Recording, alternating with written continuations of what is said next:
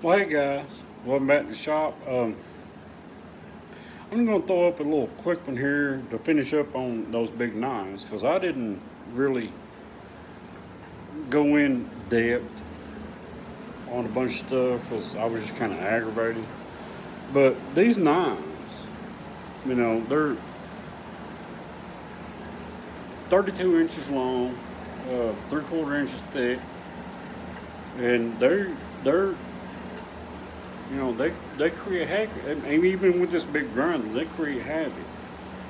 Uh, but anyway, uh, these knives, right? One thing I didn't explain was, well, heck, here, there you go. One thing I didn't explain on these knives, all right, they had to be within 5 thousandths of an inch of each other, right? And I'm not taking, 5, 10, 15. You pick a number, and all of these knives, all six of them, have to be within 5 thousandths. If you don't know what a thousandths is, take a human hair, man, and that's about 1 thousandth of an inch. So, it's precision stuff, and it gets nerve wracking. But anyway, just want to explain that, and then I'm going to show you how these knives come in.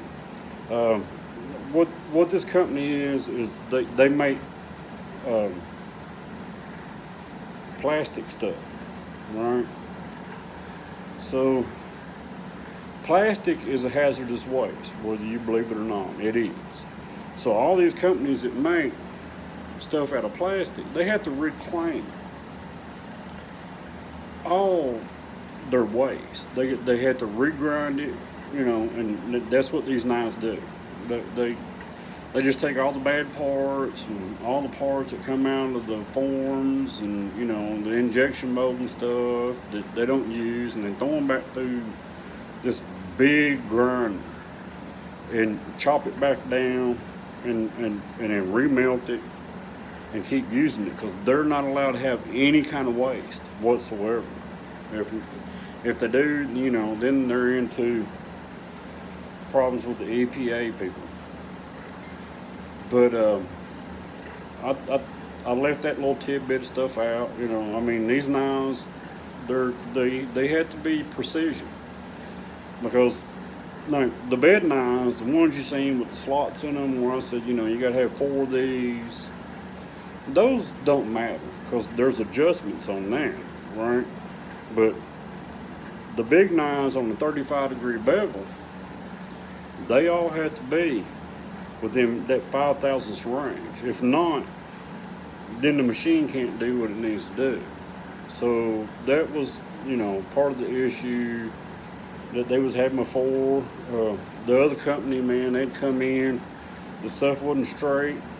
None of the knives is 20, 30 thousandths out, and they couldn't even use them. I'm not lying to you, they've got, I guarantee you, $200,000 worth of knives this other company ground they can't even use, and that's what we're doing, trying to get all of them back usable. But anyway, I'm gonna flip this camera around, show you how these knives come in, because where I was showing y'all the other day or yesterday, the thickness in the knives, there's some still some little gaps and nicks in the blade. Well, after you see how these things come in, what I do, man, is clean them up to about 85 to 90% clean, because again, they're not doing anything but chopping, just like a wood chipper. So they don't have to be perfect, but I try to get them as close as I can. But anyway, hang in there. All right, so here we go. You see this edge? Really just take a look at it.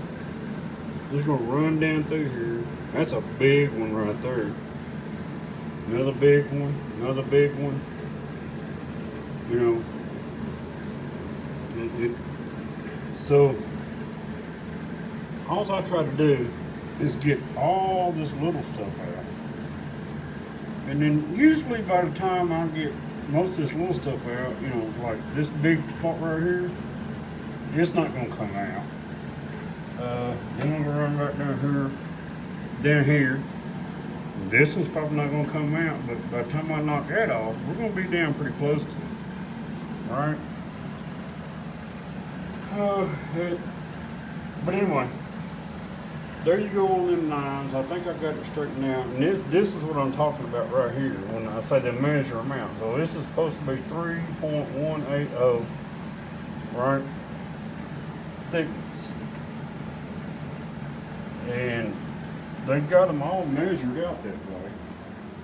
Yeah. Here's a 3.19, 3.20. So I always start with the smallest one, right? The 3.18. So if I clean this one up, then the other two should get cleaned up even better than this one, right? But that last one where that dang knife had been sitting on there for 2 to 3 days, 2 days. I finally got it done last night about 11 o'clock. Somebody mismeasured because it was like within 5 thousandths of the rest of them, but it wasn't even close.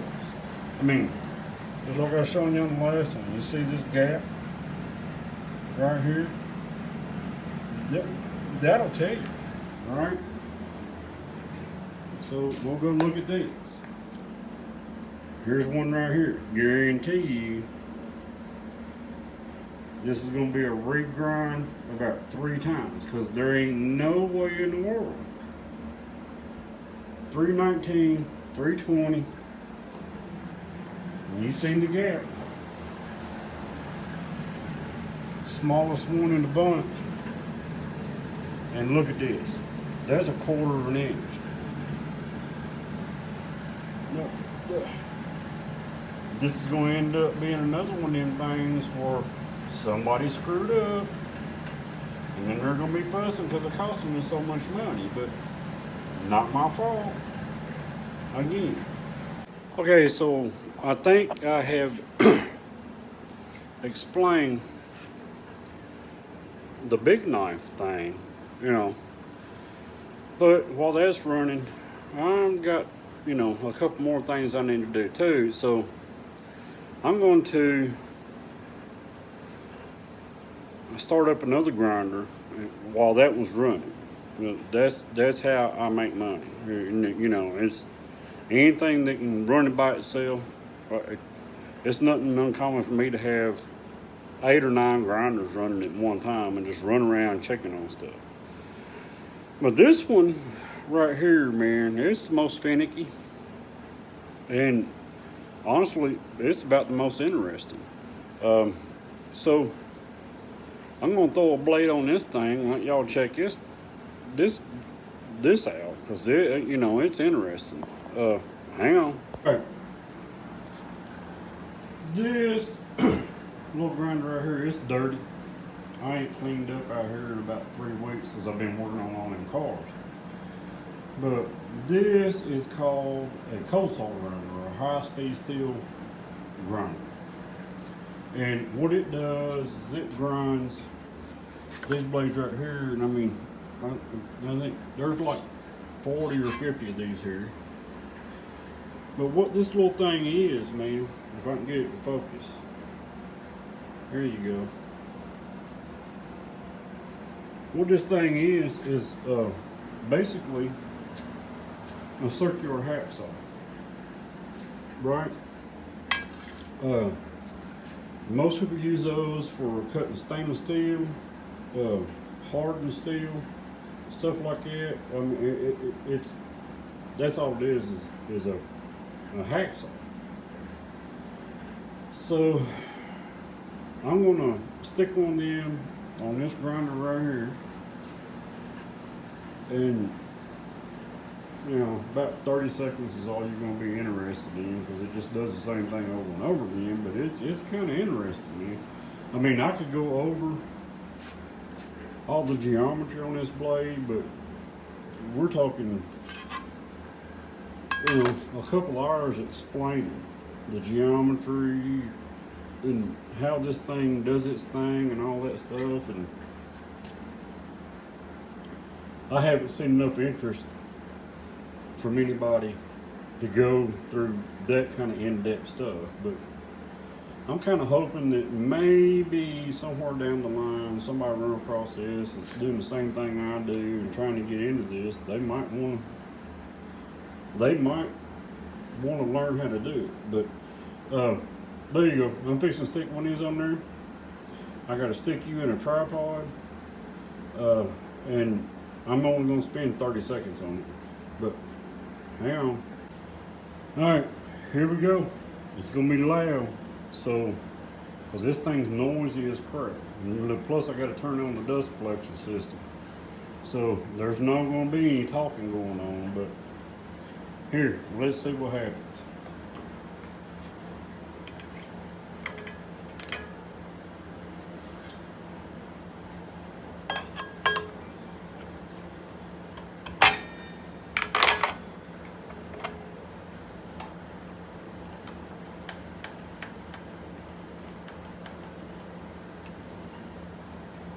Alright, we gotta clean her off. If there's any metal left in this thing, or it's been cutting, it'll make it grind wrong.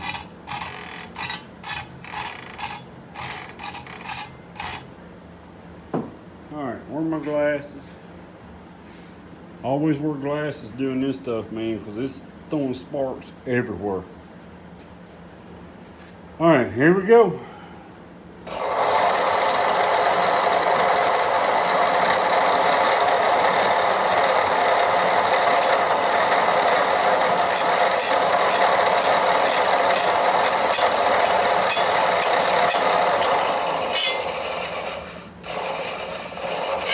All right, we're on the wrong tooth.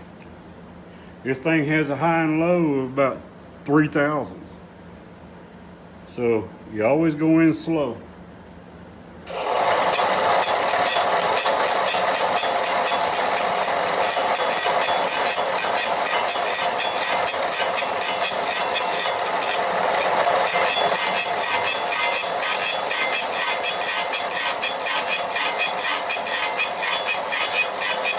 There you go.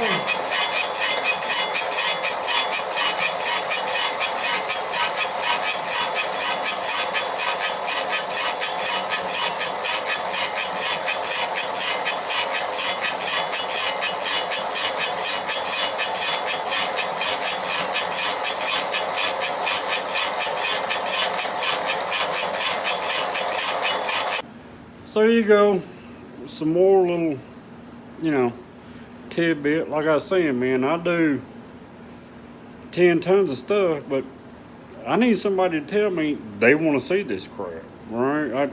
There's no sense in doing it. And the car stuff, you know, everybody wants to see how to do that, but this stuff I do, it seems like nobody wants to.